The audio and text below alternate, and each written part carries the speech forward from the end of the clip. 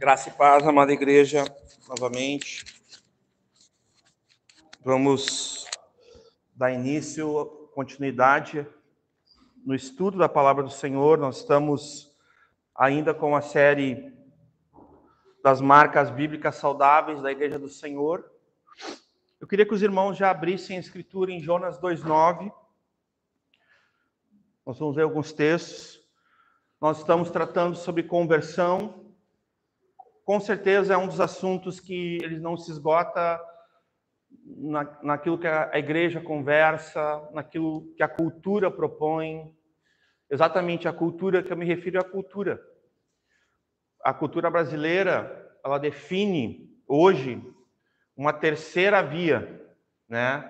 Há muito tempo atrás, se vocês lembrarem, na questão do Brasil, nós tínhamos os católicos, que eram definidos como católicos praticantes e católicos não praticantes, né? Isso mudou. Aí vieram os carismáticos, os protestantes, os evangélicos cresceram, digamos assim, em quantidade no Brasil. E hoje nós temos os católicos, aí já não tem mais essa distinção de praticantes e não praticantes. Isso já foi desde os anos 80, isso já foi extinguido. Eles têm, os antigos ainda têm alguma fala dessa, mas a maioria já não tem, entre eles mesmos. Mas nós temos os evangélicos, que agora nós temos os que são desviados ou desigrejados, né, que a gente tem dito, né, que é uma nova, digamos assim, uma nova categoria. E isso, o que tem a ver isso com conversão? Tem tudo a ver, meus irmãos. Primeiro, porque aqueles que compõem a Igreja do Senhor, a priori, a princípio, eles deveriam ser convertidos ao Senhor.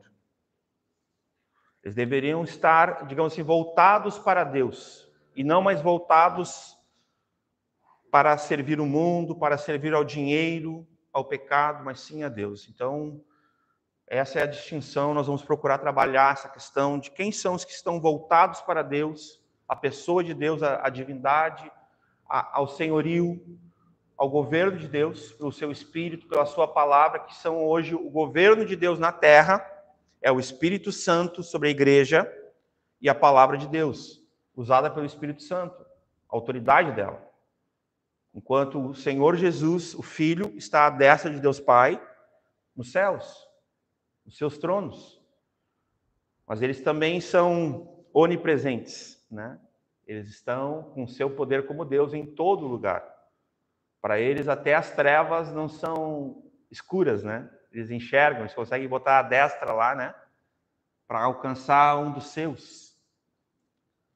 Se alguém estiver em trevas, Deus pode botar a mão e puxar? Deus pode tudo. Te arrancar das trevas e trazer para o reino da luz do Filho do seu amor. Mas vamos ler, Jonas 2:9. Mas eu te oferecerei sacrifício com a voz do agradecimento. E aqui, né? O que votei pagarei. Ele está falando isso. Mas prestem muita atenção nessa expressão, irmãos. O profeta menor, né? O profeta Jonas, que foi impelido, foi enviado por Deus, mesmo contra a sua vontade, Deus soberano realizou a sua vontade em Jonas, amém? Olha só o que diz aqui, ó. Leiam comigo, todos juntos, ó. Do Senhor vem a salvação. Que expressão, né, irmãos? Podeis assentar. Então, quero abrir esse momento com essa expressão, com esse versículo para nós. Às vezes nós podemos nos encontrar, irmãos, com algum tipo de insegurança, de incerteza, e nós podemos nos achar não tão dignos, não tão capazes. Pela verdade, nós não somos, nenhum de nós é digno, nenhum de nós é justo, todos nós somos pecadores, indignos, mas nós, por um ato único de Deus, somos justificados e fomos salvos. É disso que se trata, do Senhor vem a salvação, porque esse é o primeiro ato de Deus. Ele nos torna em Cristo aceitáveis. Ele nos torna em Cristo salvos. Salvos de quem? Salvos do quê? Salvos do pecado, que é o pior inimigo, digamos assim, nosso. Mais que uma morte por doença terminal, por falência, por divórcio, por qualquer, por falta de dinheiro. Não tem nada pior que o pecado, meus irmãos. Em absoluto. Nada é mais maligno que o pecado. Ele é excessivamente maligno.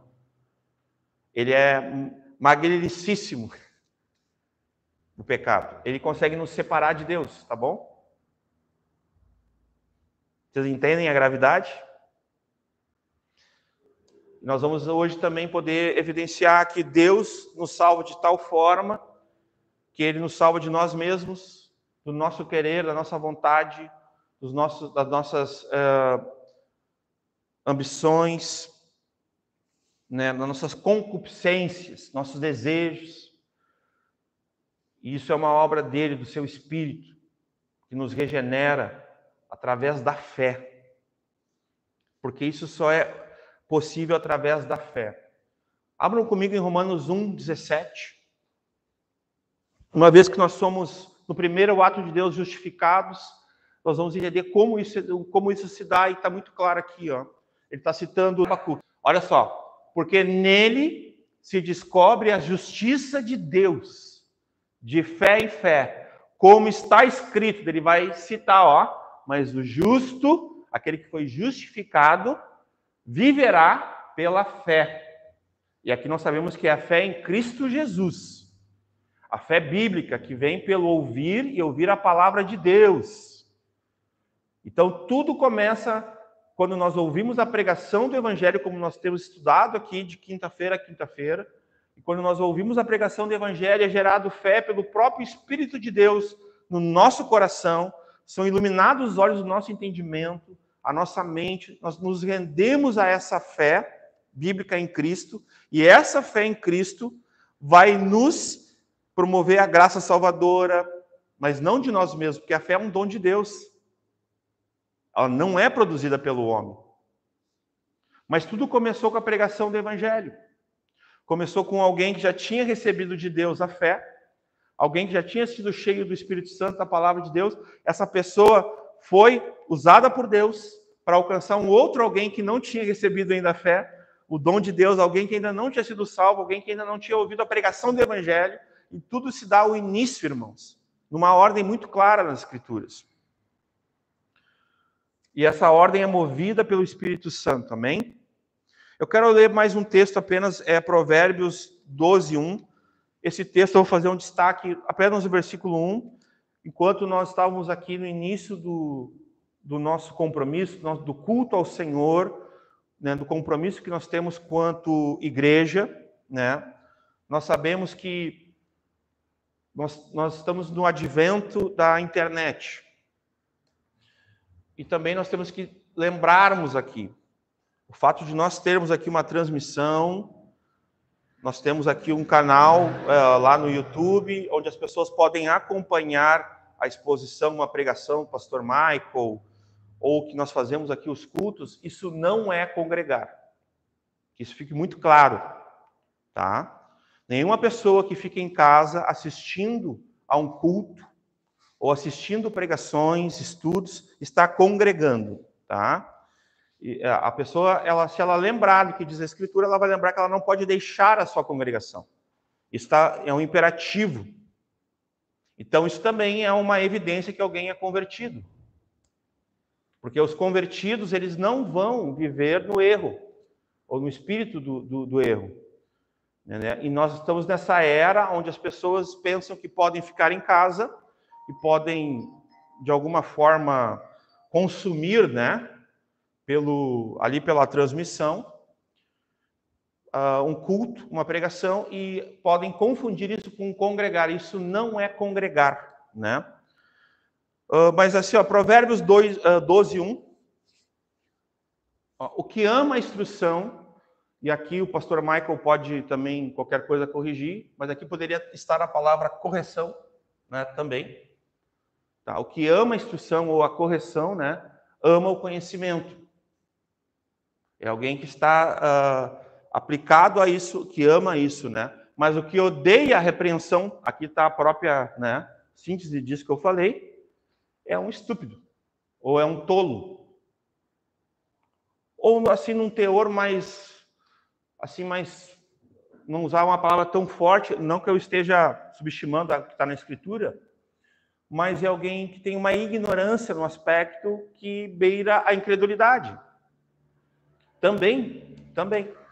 É alguma pessoa que não tem o conhecimento e está eficaz, que é proveitosa, que é útil, me ensine, me corrija, me discipline, me edifique, me fundamente.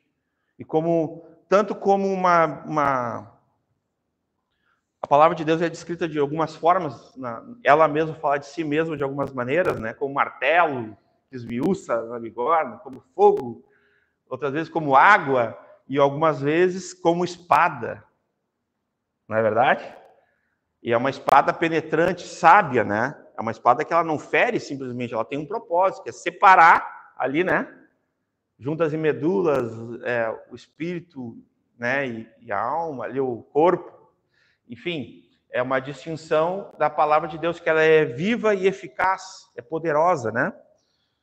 Para quê, irmãos? Para gerar fé. Para gerar salvação.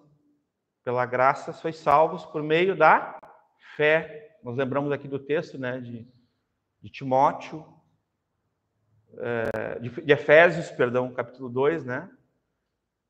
Então, isso não vem de vós, é dom de Deus, né?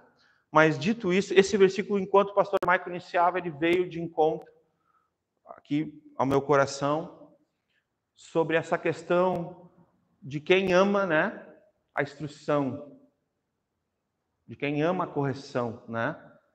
Ama o conhecimento. Então, é como uma evidência daqueles que são, os que são convertidos. Essa pessoa vai amar as Escrituras, ela vai guardar as Escrituras para não pecar contra o Senhor.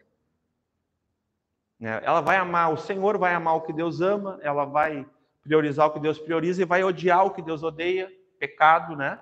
Essa situação irregular, né? Então é isso.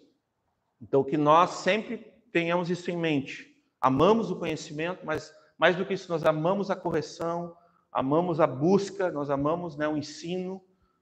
Senão, nós precisamos orar. Precisamos ser ministrados, né? Pode entrar, filha. Então, aqui nós estamos falando sobre conversão. Vamos retomar aqui, pode passar. Isso aqui nós já falamos, né? A palavra de Deus. Nós temos falado muito sobre voltar para Deus, né? Uma volta para Deus, é para alguém, para o nosso Criador, para o nosso Senhor, nosso Salvador, o único Deus. É nesse sentido, né? Por intermédio de Cristo, por obra do Espírito Santo, né? Por fé, né? Por fé.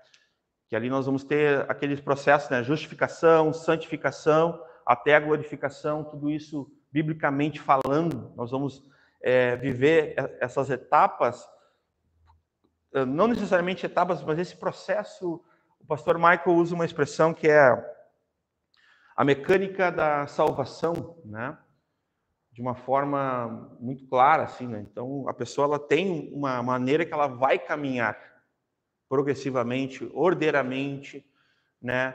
Ela vai inicialmente ser justificada, né? Porque ela recebeu fé, vai se arrepender, e ali foi justificada em Cristo Jesus, foi salva, foi regenerada, nasceu de novo, uma nova criatura. E aí, a partir dela, vai começar a andar em santificação, né? Aí ela anda em santificação até que um dia, de glorificação, de glória em glória, né? Assim, olhando para um tempo futuro, escatológico, nosso Senhor volte e nos leve até que, enfim, né? Para a glória dele. Pode passar. Nós falamos sobre se o entendimento bíblico da conversão, né? Se a conversão ela é necessária, nós respondemos que sim, lembram? Nós falamos se ela é possível, nós mostramos que sim, mostramos alguns exemplos. Tanto, se vocês repararem, o pastor Michael ele também está ministrando sobre esse assunto, tanto aqui nas quintas, quem está acompanhando, quanto nos domingos ele está tocando no assunto. Até porque tem muito a ver, porque ele é um assunto corrente em toda a nossa caminhada. Talvez um dos assuntos, irmãos, que mais se fala no meio evangélico, no meio cristão, é conversão. E tem vários tipos de conversões que as pessoas inventam aí. E a nossa intenção é tentar definir isso à luz da Escritura, mas como sempre com aquela humildade diante da Escritura que nós não podemos esgotar, o Senhor traz luz, né? E traz exatamente o que a Escritura diz sobre, né? E também de que mudança necessitamos, nós chegamos a tocar nisso, né? Seria uma mudança de mente, quem lembra? Mudança do coração.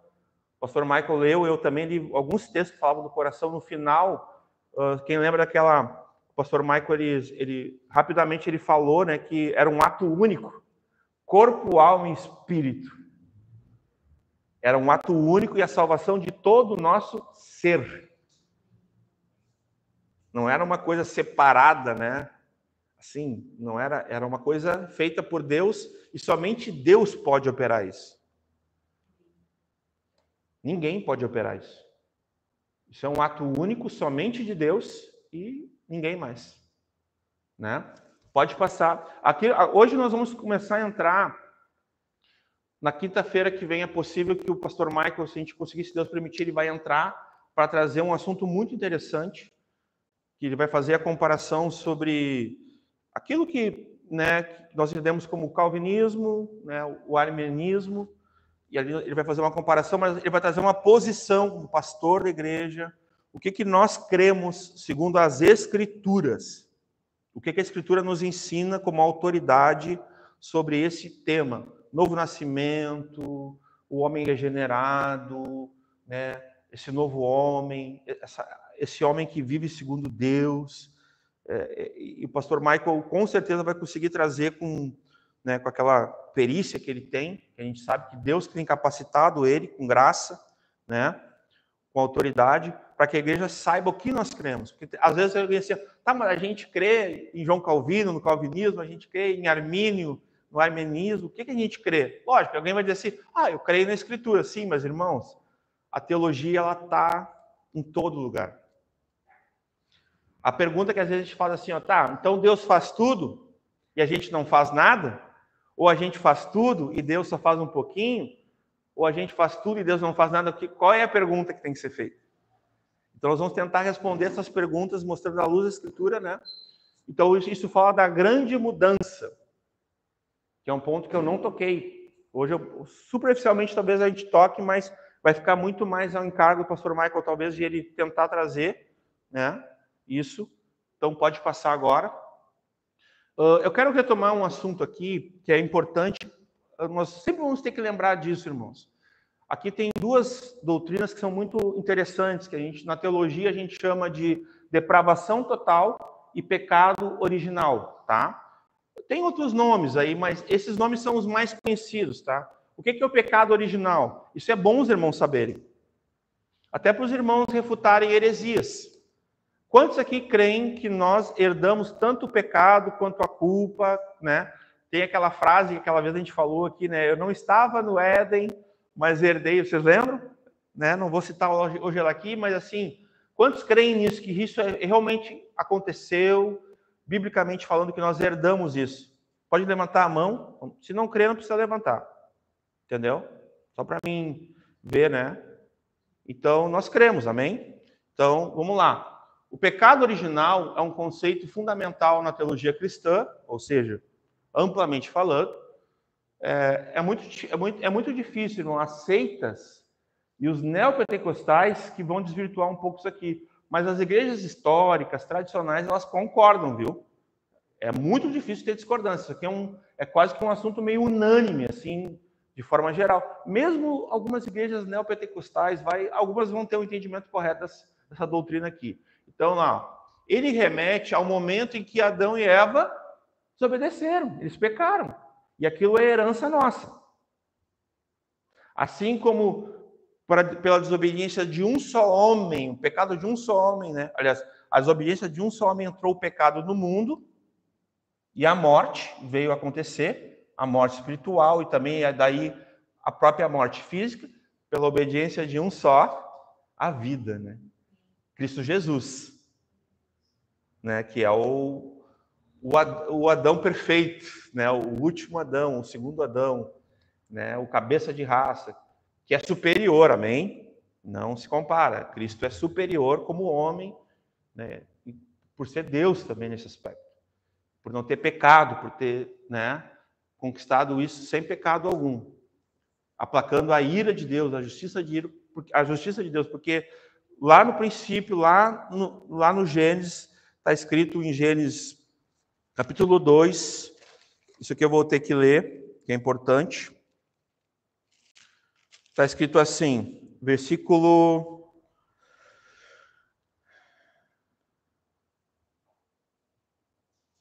17. Mas da árvore do conhecimento do bem e do mal, dela não comerás, porque no dia em que dela comerdes, certamente morrerás. Então aqui nós temos o juízo de Deus. Nós temos aqui Deus deixando claro, né, o que não podia ser feito, e o homem desobedeceu e por isso entrou o pecado no mundo. Então isso é a doutrina do pecado original, né? Então ali, ó, o pecado original é o conceito fundamental da teologia cristã, ele remete ao momento em que Adão e Eva desobedeceram a Deus, ao comerem o fruto proibido lá da árvore do conhecimento do bem e do mal. Esse estado de privação da santidade, ou seja, da comunhão com o Deus Santo, que é aquela pergunta que sempre se faz, né? Como pode um homem pecador se relacionar com um Deus santo, né? Um Deus puro, né? Então ali, ó, esse estado de privação de santidade e justiça originais é uma condição de nascimento, né? E não um ato pessoal. O que significa isso aqui, irmãos? Nós temos aqui a Aninha, a filha do André e da Carol. Nós temos aqui a Sofia, também eu vou falar da minha filha, né? A minha filha, quando nasceu como? Nasceu em pecado. Como diz lá no Salmo, né? 51, né? Em pecado me concebeu minha mãe. Então, todos nascem em pecado. Todos nascem com essa natureza pecaminosa, com a natureza de Adão.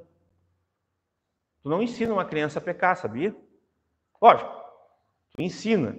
Não vou definir assim, mas se tu observar, ela já nasce com o Adãozinho ali. Tu vê direitinho o Adãozinho, não vê ou não? Né? Não vê, já está enganando a mamãe e o papai, fazendo aquele chorinho de manhã. Né? O chorinho de manhã é clássico, né? Às vezes tem um chorinho que tu vê na hora, assim, esse choro é o choro do pecado. Querendo enganar o pai e a mãe. E às vezes querendo sujeitar, subjugar pai e mãe. Muito comum isso, né? Por aí vem a disciplina que os pais não podem se sujeitar aos filhos, jamais. Né? Mas, enfim, o aspecto aqui, irmãos, é que todos nascem em pecado, porque todos pecaram e todos foram destituídos, todos carecem da misericórdia, da bondade, do perdão, da graça de Deus salvadora, entendeu? Então, o pecado, ele é presente, desde sempre. E eu tenho uma notícia para nós aqui, para nós lembrar, né? Até Jesus voltar, nós vamos pecar, tá bom? Ninguém vai deixar de pecar aqui. Todos vão pecar até Jesus voltar, bastante. Mas o que não pode faltar? Arrependimento dos pecados, conversão, né? Quando se desviar ou quando precisar dos maus caminhos e também de quebrantamento, de mudança, é isso aí. Mudança de mente, entendeu? E ali, o pecado original está relacionado à compreensão da condição humana. Então, antes eu li ali, ó, a condição do nascimento, né? E agora a condição a condição humana, a necessidade de redenção oferecida por Cristo. Então tem a solução aqui, lembram? Deus, homem, Cristo, resposta, fé e arrependimento ali. O homem cai, né? O homem perfeito, aí ele peca, deixa de ser perfeito, fica imperfeito, fica caído. E aí ele tem aqui, nós temos a depravação total. Aqui embaixo, ó.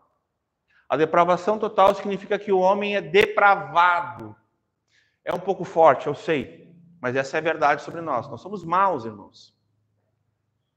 Nosso coração é desesperadamente corrupto, enganoso, mais que todas as coisas. Não há um justo sequer. Vamos ler lá Romanos, capítulo 3.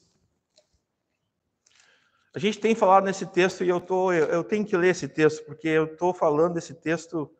Nós vamos ler a partir do versículo 10. Romanos 3, 10. Só para...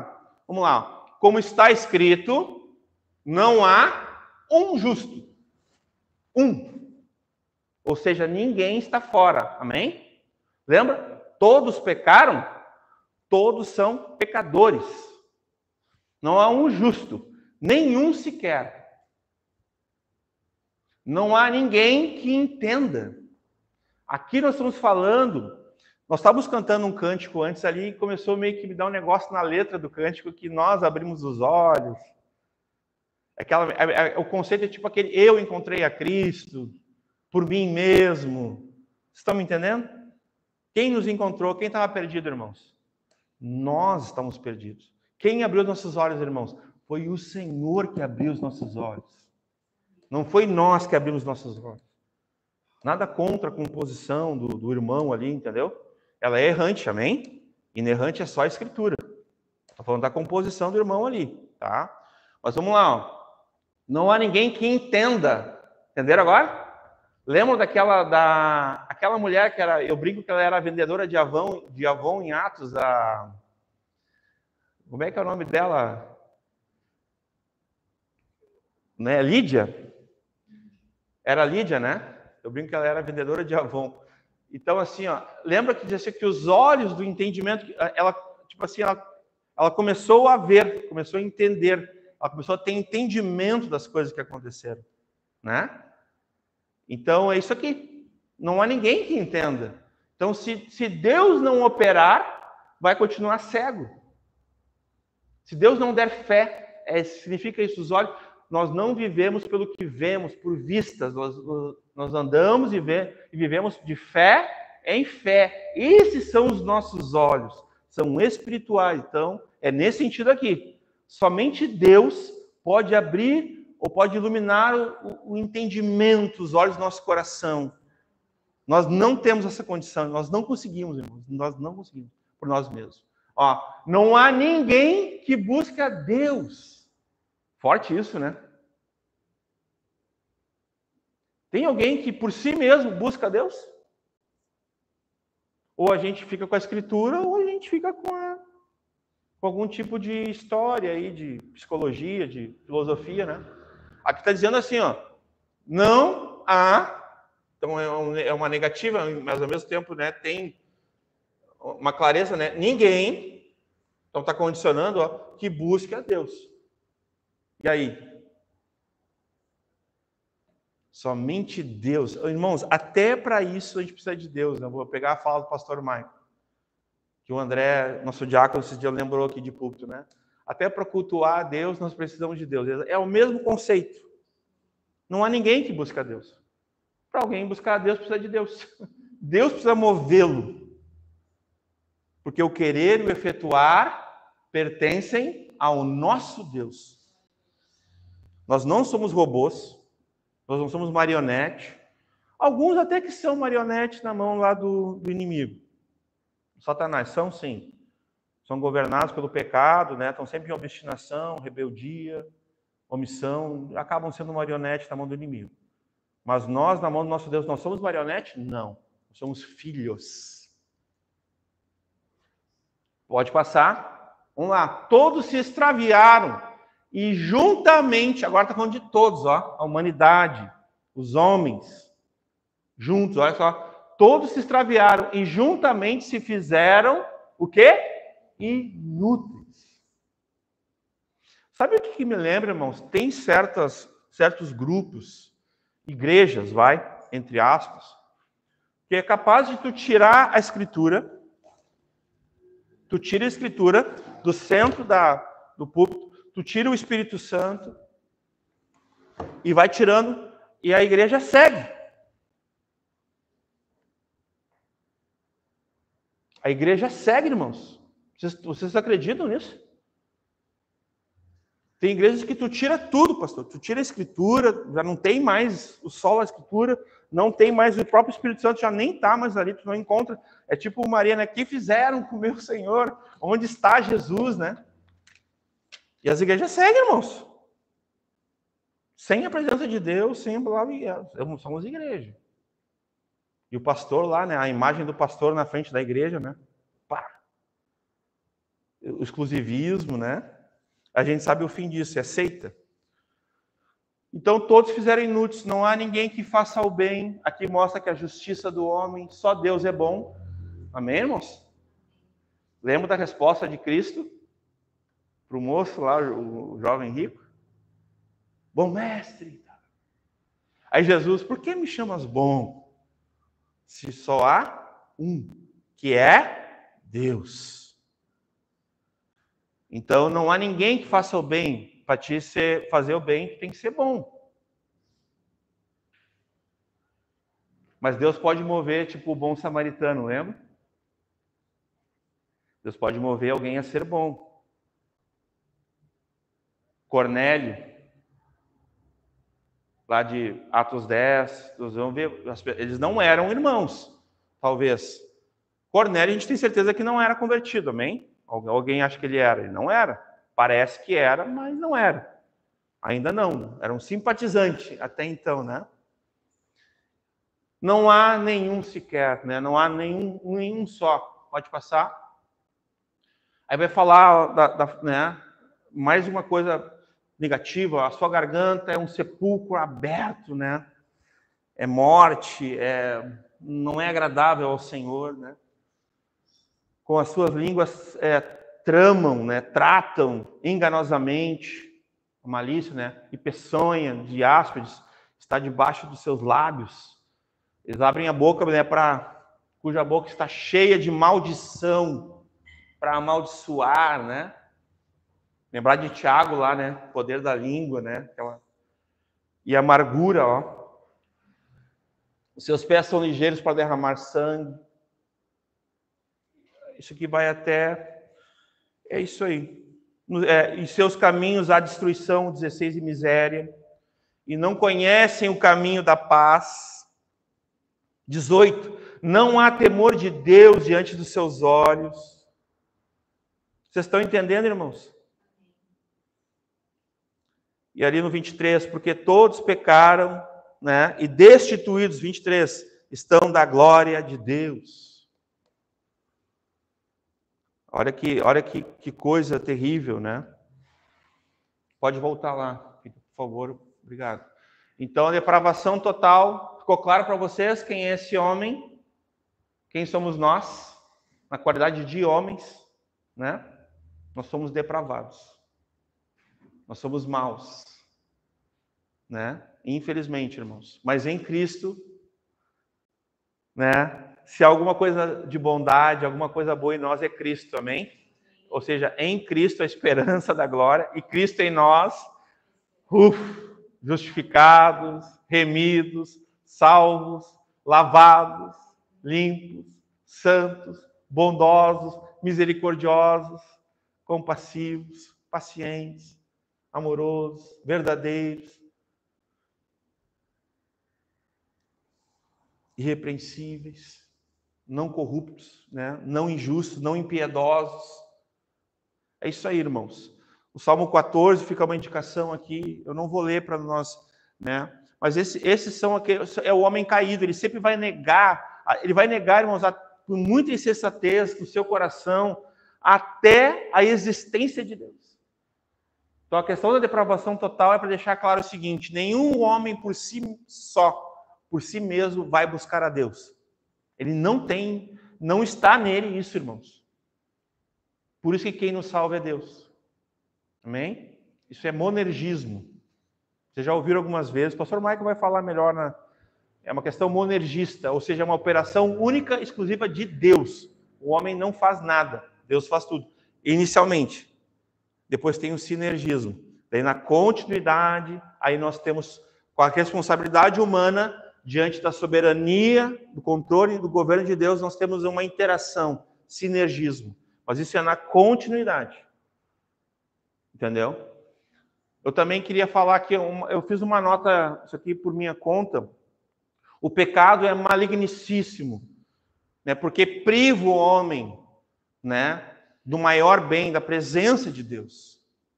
Ou existe alguma coisa... Irmãos, existe uma pessoa melhor para nós estarmos que não o nosso Deus? Existe um lugar melhor para nós estarmos do que diante do nosso Deus, com Ele? Existe, posso continuar aqui. Ele é ou não é tudo? Ou existe alguma coisa que ele é incomparável, amém? Então, para nós não... A gente podia aqui ir longe, essa aqui a gente podia ficar um tempão aqui. Porque a gente está aí desesperado com esse mundo aí. Sim ou não? Mundo caído, maligno, de mal a pior. Se alguém não quer estar com Deus, tem alguma coisa errada. Meu irmão, se dá um barulho no céu, eu já quero que o Senhor volte. Eu oro por isso, irmãos. Eu não tenho nenhum problema em dizer aqui publicamente. Eu oro para que Jesus volte. Porque eu amo a volta do meu Senhor.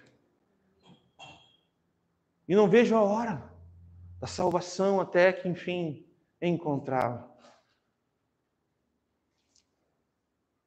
Né? O Evangelho de Cristo é o único remédio para... Isso aqui o pastor Michael estava conversando comigo, quando ele falou sobre...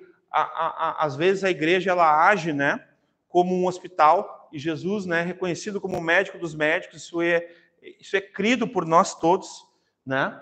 Olha só, o Evangelho de Cristo é o único remédio para a doença do homem. A pior doença que o homem pode ter, qual é? O pecado. É uma doença mortal. O pecado é pior que a pobreza, que a fome, que a destruição, que a catástrofe. Não tem nada pior que o pecado, meus irmãos. Porque nenhuma dessas coisas... Irmãos, eu posso ficar pobre sem nada, eu posso ficar enfermo com doença terminal, eu posso sofrer uma calamidade, posso perder minha casa numa enchente, mas eu posso ir para o céu com o Senhor. Vocês estão entendendo?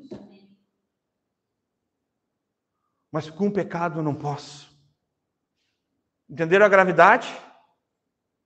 O pecado faz separação entre vós e o vosso Deus. É o que a Escritura diz.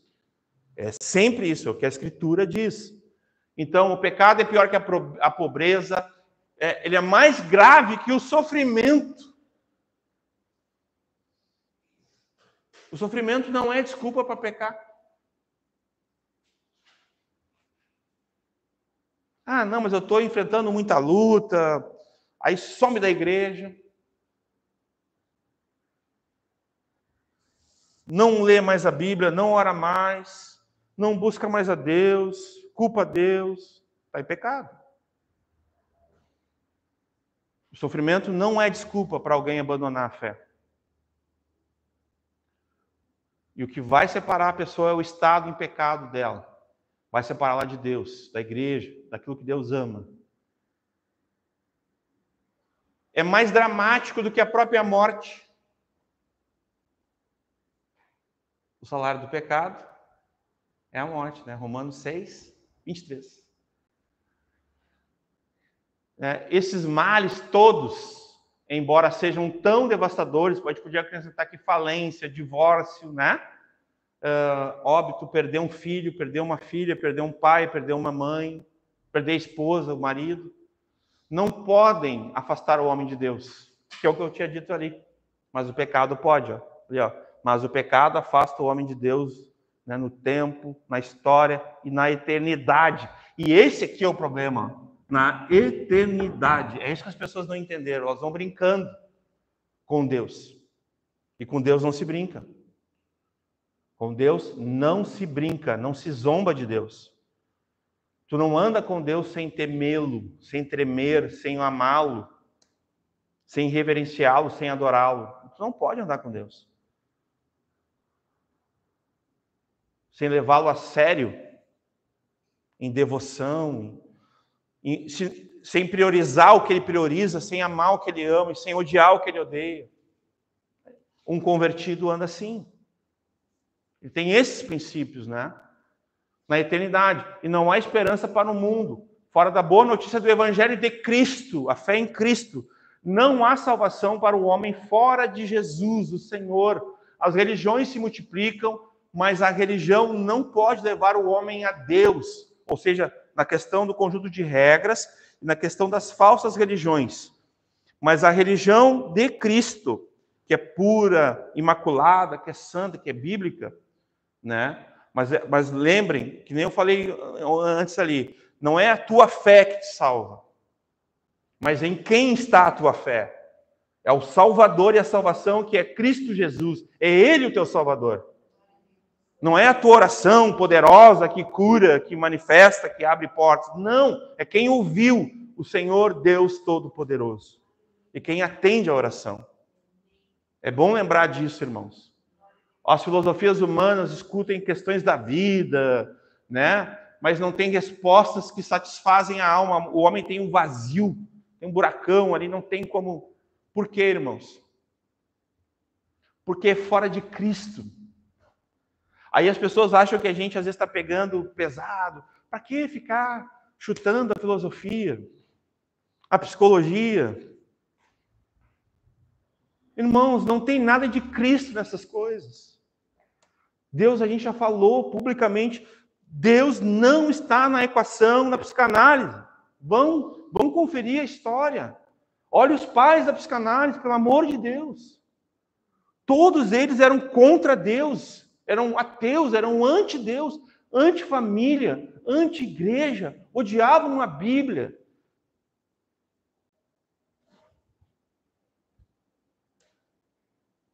A psicologia humana leva o homem à introspecção, o homem ele fica isolado. O homem não quer mais saber de Deus, porque agora ele precisa conhecer a si mesmo. Não é?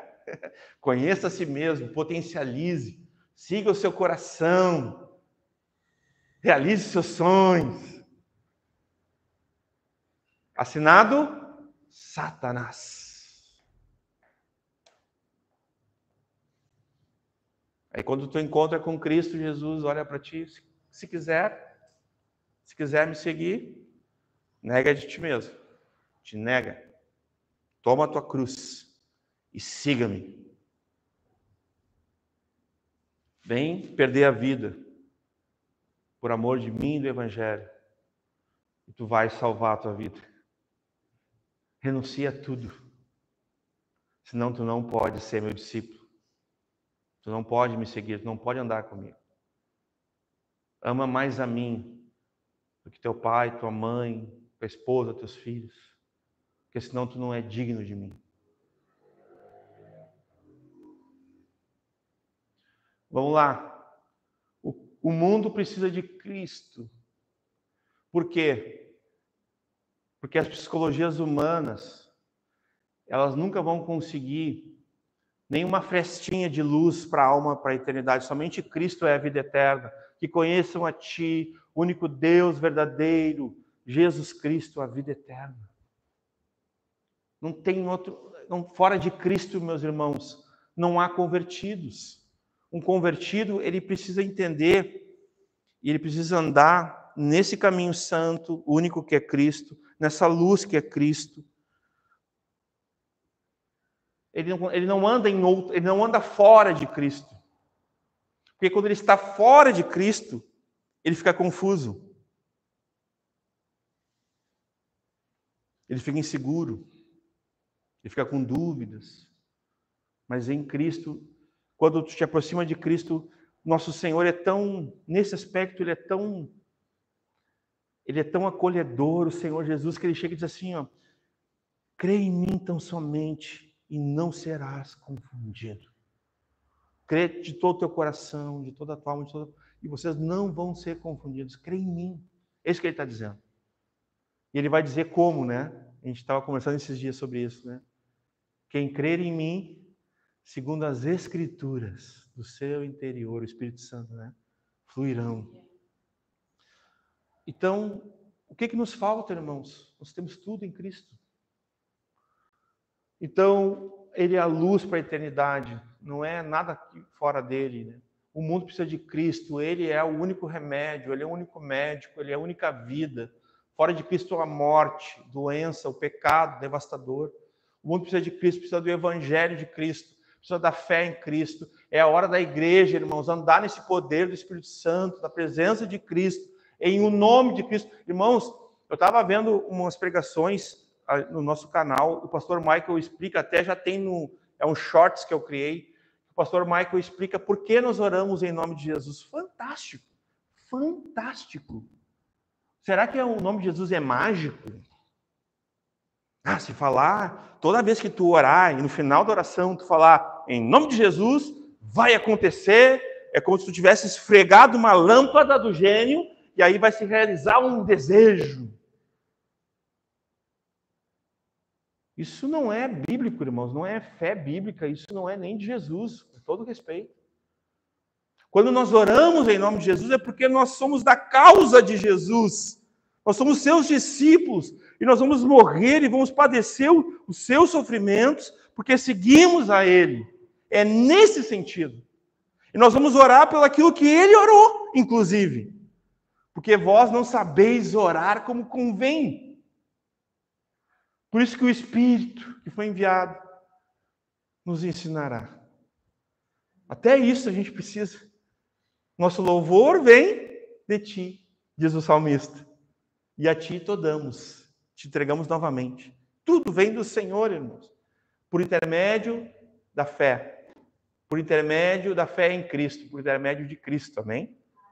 Tudo de Deus está em Cristo. Não há nada fora de Cristo.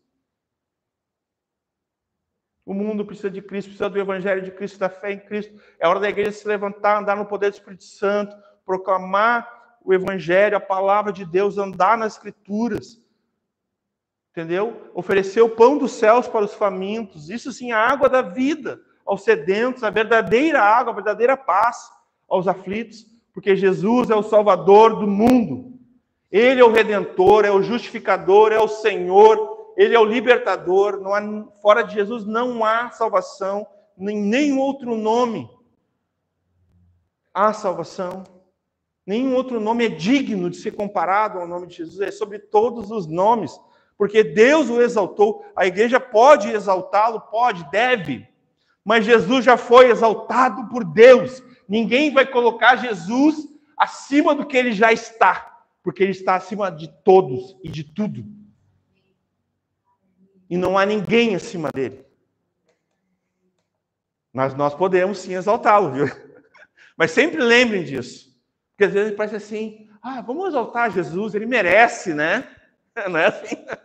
Sim, ele merece. Vocês estão entendendo, né? Mas ele é digno de toda a honra, de toda a glória, de todo louvor. Exaltemos a Jesus. Mas não se esqueçam, Filipenses 2, de 9 a 11.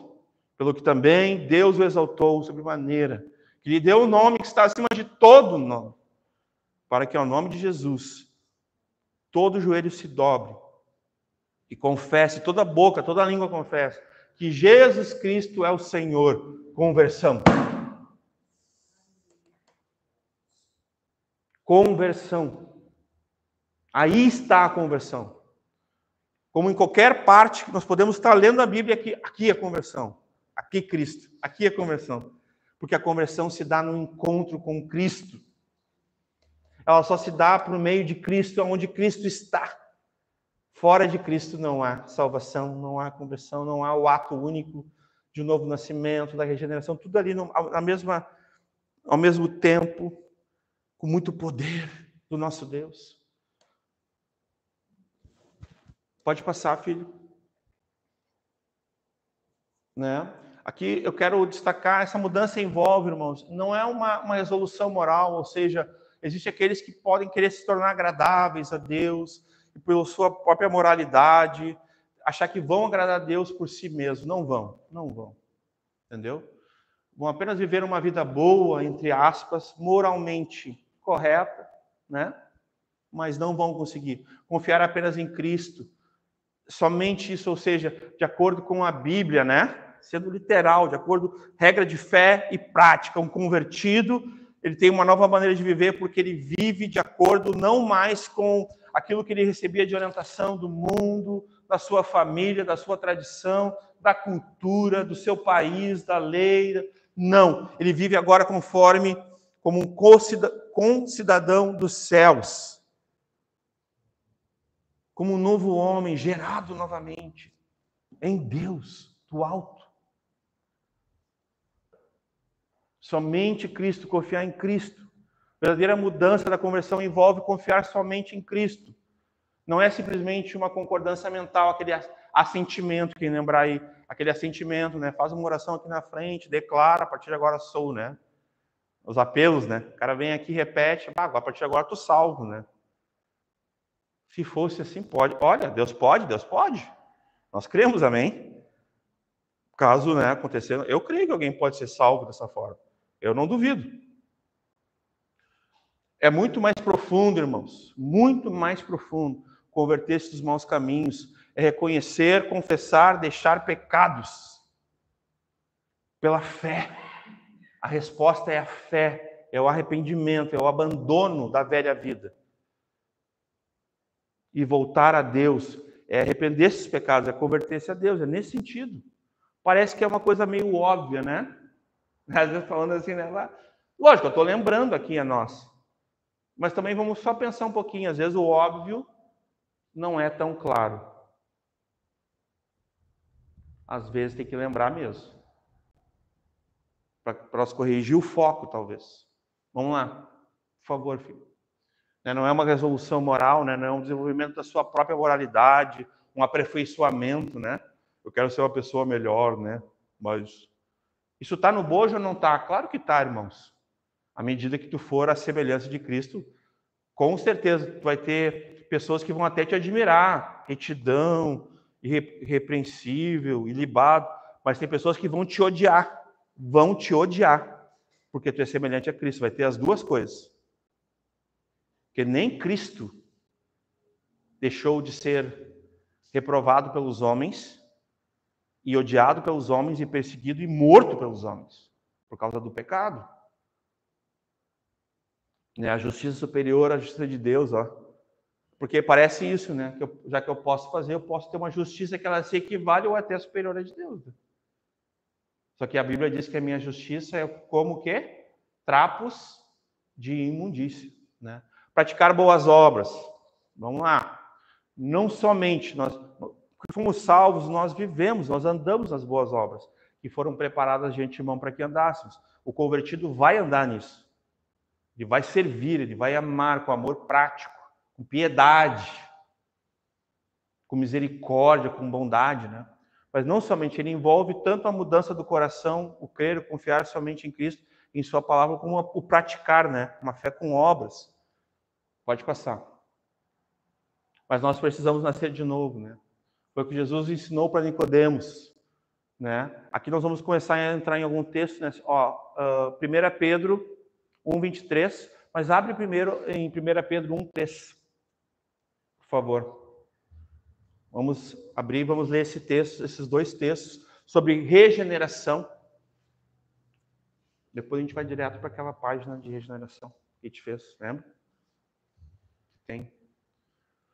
Bendito seja o Deus e Pai de nosso Senhor Jesus Cristo, que, segundo a sua grande misericórdia, nos gerou de novo. Olha que tremendo, irmãos. Para uma viva esperança, pela ressurreição, aleluia, né? De Jesus Cristo dentre os mortos. Esse é o 3, né? Ou tem mais partes ali? Sendo de novo gerados, não de semente corruptível, mas da incorruptível, semente de Cristo agora aqui. Ele está recebendo uma semente de Cristo. Pela palavra de Deus. Amém. Glória a Deus. Viva. Né? E que permanece para sempre. Por essa palavra viva, né? Como diz em Hebreus 4:12. Agora o versículo 23. Esse aí? Não, perdão, então. A gente leu o 13 e o 23, né? Tá bom. Então, pode voltar ali. A regeneração, tá? Nós temos aqui, pode passar para o slide da regeneração. Deixa eu ver uma coisa aí. Só um pouquinho, pode ficar aqui, ó. Isso aqui, irmãos, eu tinha separado, isso aqui é um material bem antigo. Isso aqui é do século XV, que eu tive acesso, e eu gostei muito. Isso aqui é em latim, tá?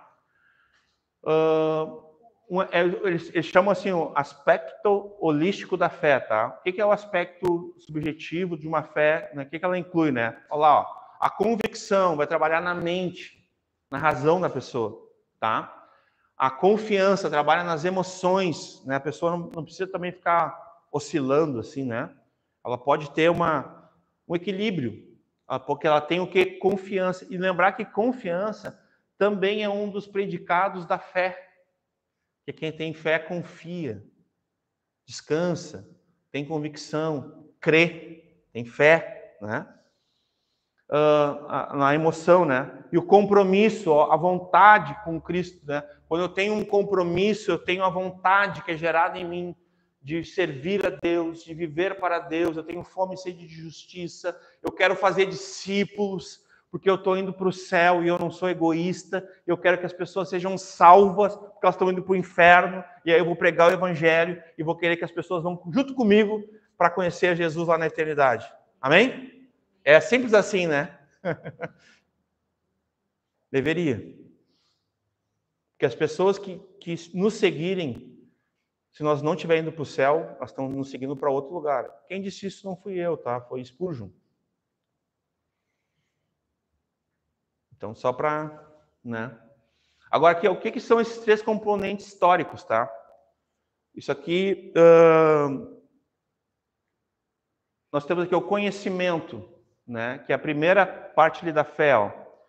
Nós temos o notícia, que é a boa notícia, o evangelho. Então, o pastor Michael estava conversando comigo e ele falou assim, maninho, pela escritura, tudo começa pela pregação do evangelho.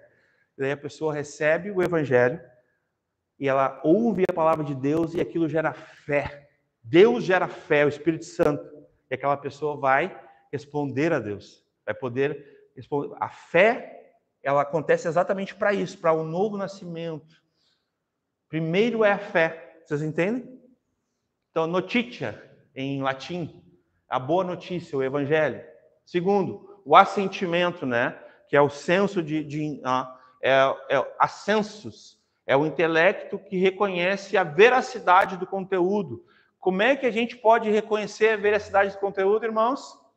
Se vocês julgam ter nela a salvação nas Escrituras, examinem, confiram tudo pelas Escrituras.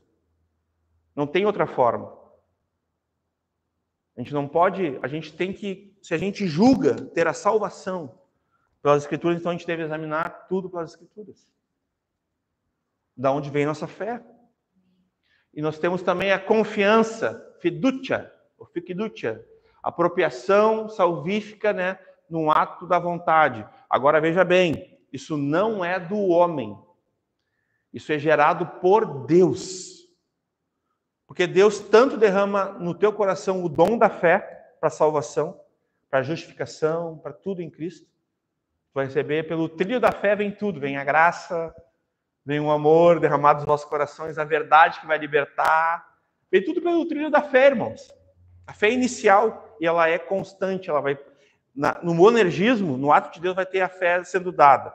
Depois, no sinergismo, vai ser a fé sendo operada. Amém? A fé vai conduzindo cada uma dessas questões, desses dons, né, que a gente recebe, né, como sabedoria, a aplicação disso, os atos de justiça e tudo que Deus tem em cada um de nós. Então não é o homem, mas é Deus operando na vontade do homem, porque o querer e o efetuar vem de Deus. Nem isso a gente consegue, digamos assim, negociar com Deus. Pode passar. Então aqui, ó, a regeneração que nós falamos ali, mas antes ele pode voltar 2 antes, filho. Aqui, né? A mudança, de acordo com o apóstolo João, esse aqui é o J.I. Parker. Nós já ouvimos aqui, alguns irmãos conhecem. E eu fiz questão de colocar isso aqui do livro Vocábulos de Deus. É muito interessante, um bom livro, super indicado. De acordo com o apóstolo João, o que é novo nascimento?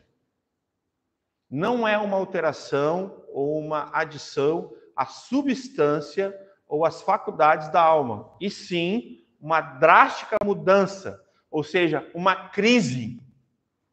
É uma crise. A gente às vezes nasce de uma crise, viu, gente? Também. Então é uma drástica mudança que opera sobre a natureza humana caída e que leva o homem a ficar sob o domínio eficaz do Espírito Santo e o torna sensível a Deus. Isso aqui é quando o homem recebe a fé, a operação do Espírito Santo, para ser regenerado, para nascer de novo. É uma obra externa que só Deus pode operar na sua criação, ninguém mais. Satanás não tem poder para fazer isso com os seus seguidores, sabiam? Os filhos dele. É só Deus mesmo. Isso significa que aqueles que vão para o inferno, eles não vão ser servos de Satanás. Porque lá no inferno, Satanás não vai ter nenhum tipo de governo, ele vai ser mais um. Já está sentenciado, ele não tem mais volta. Mas ele não vai reinar sobre ninguém lá. E as pessoas que foram para lá não foi porque ele comprou ou tomou conta dela, isso é uma heresia. Ele não tem poder para isso, nem tem condições. Foi porque elas rejeitaram a Cristo, porque negaram a fé, negaram a graça. Foi por isso. Não tem nada a ver com Satanás, essa questão, né? O que ele previamente não era, né? Então, o que ele não é? Não é uma mudança produzida pelo próprio homem. Isso aqui é muito importante entender, irmãos. Então, o novo nascimento, né, a conversão, ela não é nada produzido pelo homem. É produzido por Deus. Isso que eu estou tentando desde o início aqui falar. É Deus, irmãos. A salvação vem de Deus. É Deus operando, amém? Não é o homem. Trata-se de um livre ato de Deus, né? Não provocado por qualquer mérito ou esforço humano. Eu posso fazer Deus me amar mais, irmãos? Alguém pode fazer Deus amar mais assim? Nem isso a gente consegue. Deus tem preferidos? Ele faz acepção de pessoas? Nosso Deus é justo. O que nós vamos entender na caminhada cristã, os mais velhos aqui vão entender o que eu vou falar, tu não vai ver assim pessoas que são preferidas de Deus, isso não é verdade. Mas tu vai conhecer pessoas que preferem mais a Deus. Isso também é verdade. Tu vai conhecer pessoas na tua caminhada que vai dizer assim, bah, que bênção, irmão, que bênção, irmã. Isso também é verdade. Essas pessoas preferem mais a Deus, talvez que outros, né? Então não é esforço humano, né? Por ser totalmente um dom da graça divina. Aqui, essa palavra, a graça, nós recebemos. Nós não merecemos, mas recebemos. É a graça salvífica, mas é a graça comum, é a graça que Deus derrama sobre todos nós. A graça de Deus. Amém? Pela fé. A graça é derramada por meio da fé, irmãos. Tudo é por meio da fé. Pode passar. Aquilo ali, volta ali só um pouquinho. Isso aqui eu e o pastor Michael conversando, ó. Isso aqui o pastor Michael orientou, então tudo começa o processo, né, da mudança total, ó, da mudança, da grande mudança, começa quando a gente, junto comigo, ouvimos o Evangelho de Cristo, né? Faltou aqui, de Cristo. Porque aqui nós vamos conhecer Cristo. Ele é o Salvador e a salvação. Nós vamos receber fé. Aí Deus, ó, opera em nós, regenerando-nos pela fé. Nós vamos responder com o quê? Com fé e arrependimento. Nós temos essa ministração, vale muito a pena.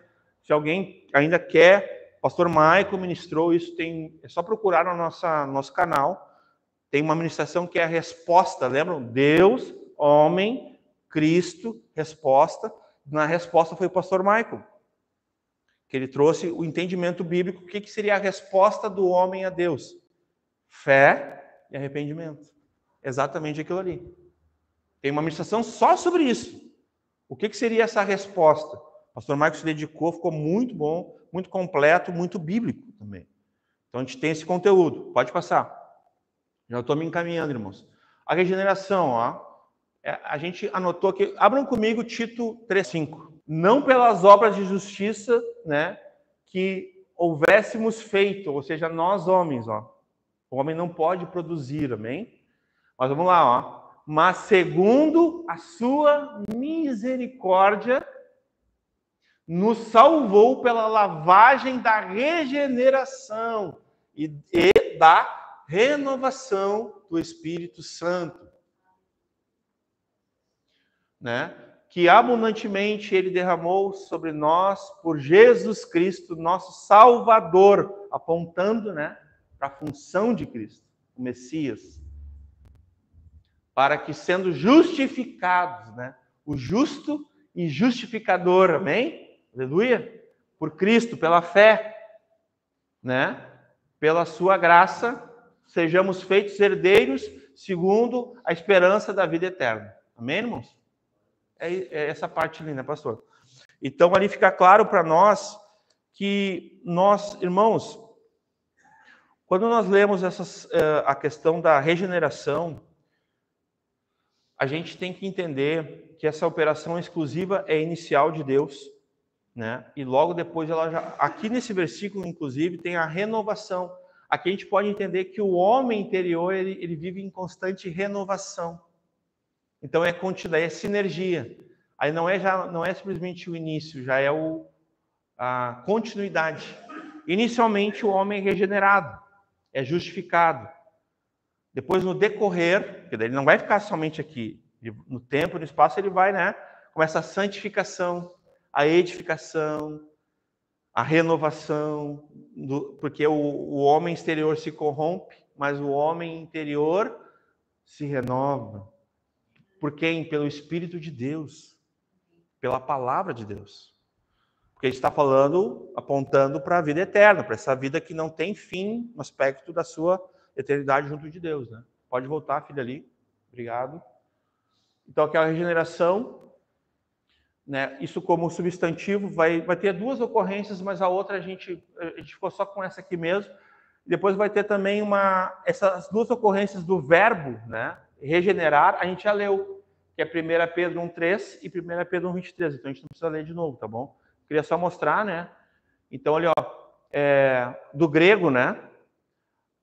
Anagenau, né? Que significa o quê? Gerar, dar à luz, novamente, né? Genau, né? Gerar de novo, né? Nesse caso ali, de 1 Pedro, ser gerado novamente é uma voz, né? Que ela vai ser o ser gerado. Então, é um ser novo, né? É feito novamente. E ele é regenerado conforme Cristo. Recriado também. Até a gente tem também, eu tenho essa palavra ali, tá? Mas eu não vou ler todos os sentidos, mas eu vou ler só mais um. Abre ali Gálatas 3:26 rapidamente. Por favor. Os irmãos acompanharem. Eu já estou... Porque todos sois filhos de Deus pela fé. Olha que tremendo aqui, ó. Inicial, ó. Todos sois filhos de Deus pelo quê, irmãos? Pela fé em quem? Em Cristo Jesus. Amém? Glória a Deus.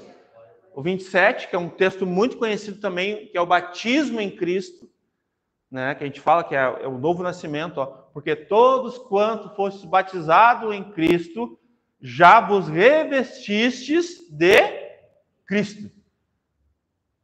Aqui é o batismo no Espírito. É o batismo em Cristo. Quando a gente lembra que o Senhor Jesus também, lógico, é uma outra distinção, ele vai pedir, é o mesmo aspecto, né? Ficar em Jerusalém até que do alto sejais revestidos de poder, nesse sentido, né? Mas ele está falando do Espírito Santo. O batismo no Espírito Santo, né? Que é um assunto que a gente vai abordar na membresia, pastor? Ou nos batismos? De repente? Pode ser nos batismos. Tá. Pode voltar ali. Vamos abrir ligeirinho outro aqui, ó, que é importante também, ó. João 1, né? Eu quero ler com os irmãos ali o 12 e o 13. Muito importante, mas a todos quanto receberam, deu-lhes o poder de serem feitos filhos de Deus, ó. É uma nova geração no Filho de Deus. Então, somos feitos filhos de Deus, né? Somente naquele que é o Filho de Deus, o unigênito, que é o único, Jesus, o Cristo, né? Aos que creem no seu nome. 13, aos quais não nasceram, né, do sangue, nem da vontade da carne, nem da vontade do homem. Aqui lembrando, quando a gente falou, irmãos, da vontade, qual é a vontade que impera, irmãos, inicialmente na conversão de alguém? É a vontade do homem ou a vontade de Deus? A vontade de Deus. Porque aqui, ó, o nascimento, ó, não é da vontade do homem. Olha que clareza a Escritura, amém? Glória a Deus, né? Mas é a vontade de quem? Mas a de Deus. Amém? Pode voltar ali. Vamos abrir também aqui, ó, 1 João 3:9. Isso aqui é só, eu quero ler bem esses textos aqui, são muito importantes. Qualquer que é nascido de Deus não permanece em pecado. Uma evidência, irmãos, que nós somos nascidos de Deus, somos filhos de Deus, é que a gente vai batalhar, a gente vai lutar contra o pecado. A gente não tem uma situação passiva, não está em paz, em pecado. Isso não é de um convertido. O convertido, ele não se conforma com o mundo, mas ele é renovado pela vontade boa, agradável e perfeita de Deus, pela palavra de Deus. Ele não vai se conformar, se amoldar ao mundo pecaminoso, né? Vamos lá. Não permanece em pecado porque a sua semente permanece nele. E não pode pecar porque é nascido de Deus, a semente de Cristo, né? Incorruptível pela palavra que regenera, né? Então, isso que os irmãos, eu gostaria que os irmãos prestassem bastante atenção. Pode voltar. Agora vamos ler os últimos 2 textos finais.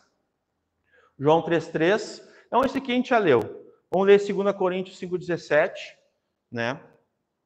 Aqui a gente está falando sobre a questão de tornar-se uma nova criação ou uma nova criatura, mais usual, porque está falando, o pastor Marco estava explicando, está falando ali pessoal, não é assim no sentido amplo, né? Do reino, assim, de todo o povo de Deus, né? Então é a criatura. Porque senão a gente poderia usar a expressão criação, que também não estaria errado, mas daí fica muito... Criação não é igual que criatura, né?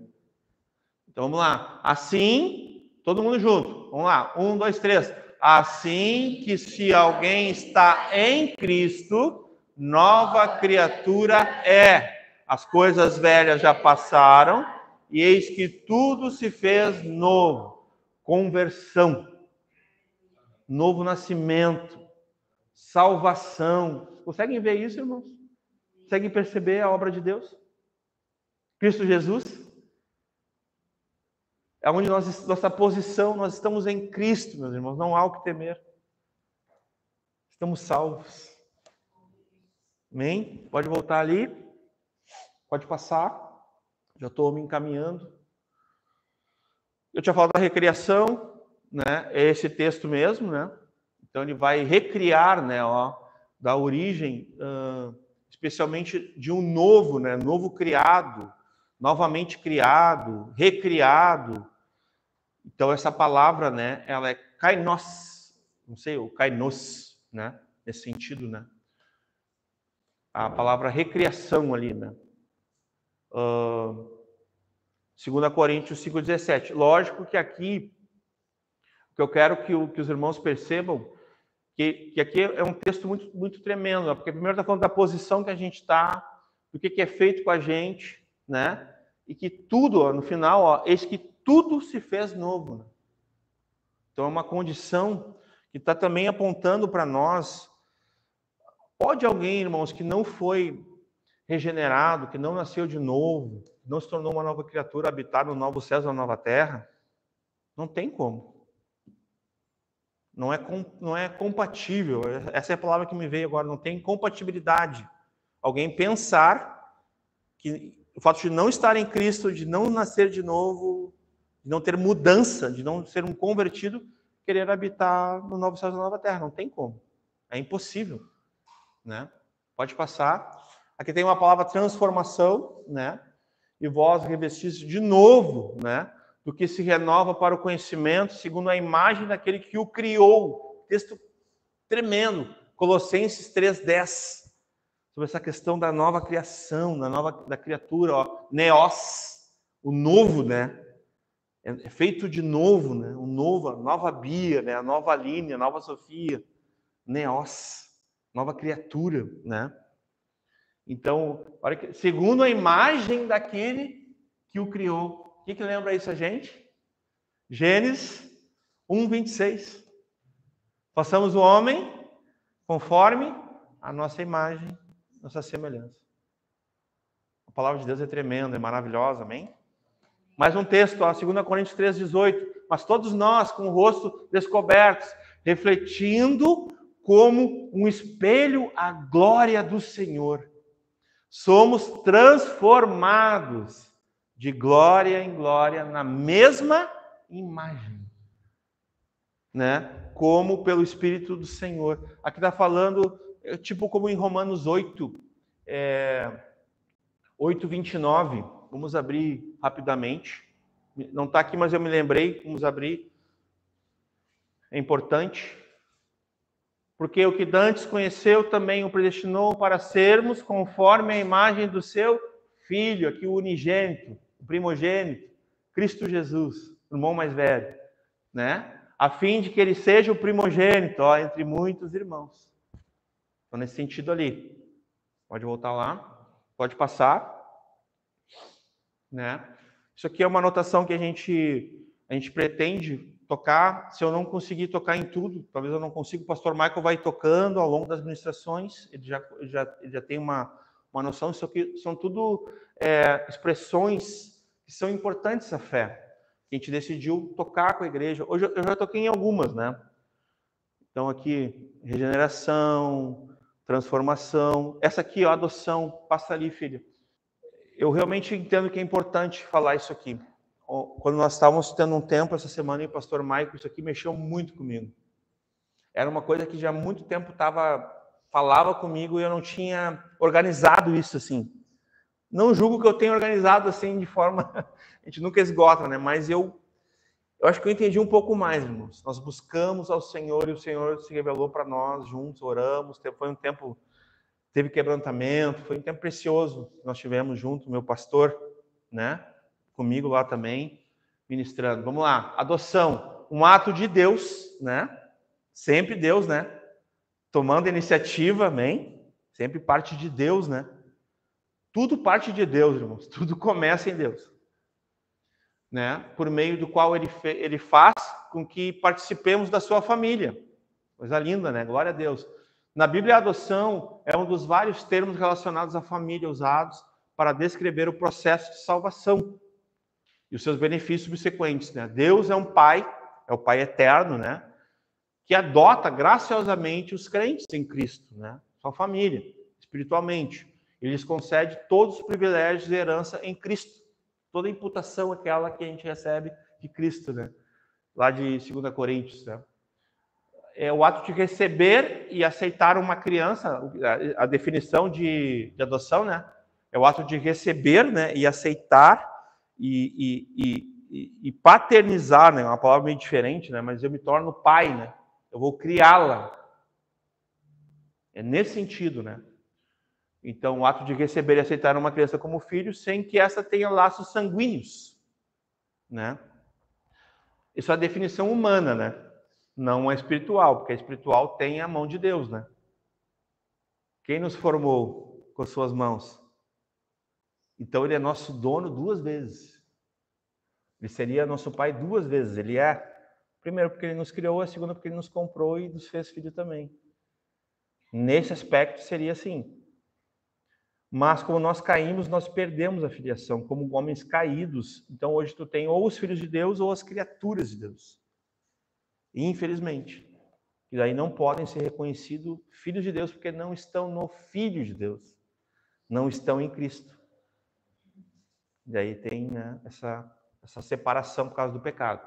Agora sim, Romanos 8,15, agora eu vou só ler esses textos e eu já quero concluir.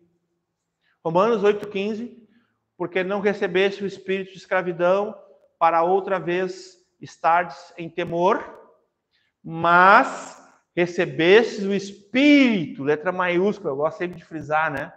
De adoção de filhos, pelo qual clamamos, Abba, Pai. Maravilha, que conforto, que alegria, né? Que consolação. Pode passar o próximo versículo. É Romanos 9:4, pelo que eu vi ali. Não dá para enxergar direitinho. Os que são de Israel, dos quais é a adoção de filhos e a glória,